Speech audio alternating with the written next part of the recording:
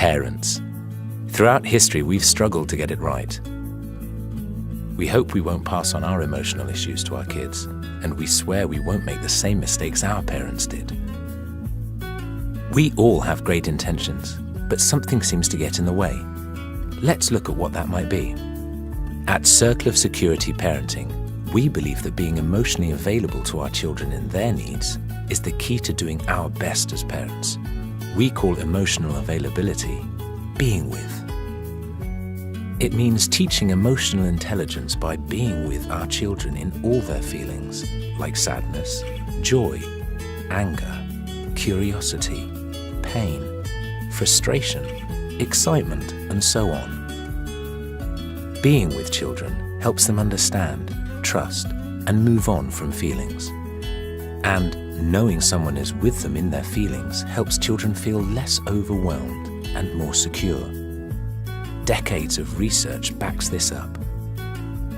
For parents, some of this comes easily, but other times our children express emotions that make us uncomfortable, so we pull away or try to overrule their feelings, which leaves them on their own. We do this because our children's feelings can trigger strong emotions in us.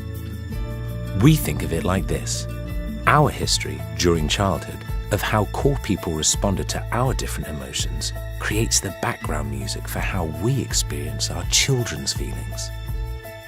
Let's look at this example. This girl and her father have been enjoying time together in the park, but suddenly aware of the time, Dad says, "We need to go." When the girl hears this, she starts crying and gets increasingly angry. All at once, the dad's background music changes. The background music that is playing for the father right now, we call shark music. As it turns out, the dad's own mother was uncomfortable with loud displays of emotion, and she didn't know how to handle them. So throughout his childhood, she repeatedly told her son it was pathetic to cry, and she never ever asked him about his feelings of sadness or anger.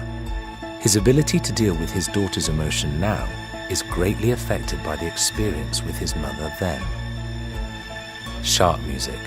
We're rarely aware it's playing, but it's our past experiences telling us to be afraid of or uncomfortable with a feeling or need that is actually safe.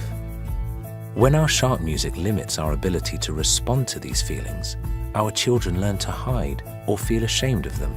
This is a problem because we're teaching our children to fear emotions that are actually both safe and essential in life. Most of us experience shark music with one emotion or another, and it's different for everyone. But whenever it is triggered, our ability to respond to our children's needs is limited. The good news is, by simply calling it by name and reflecting on what our children need in the moment, we can turn down our shark music. This is so important because if we can learn to manage our history of negative experiences and perceptions, we can respond to the truth of our child's current situation and be with them in it. Ultimately, this will help our children grow up with a better ability to understand and share more of the emotions they experience.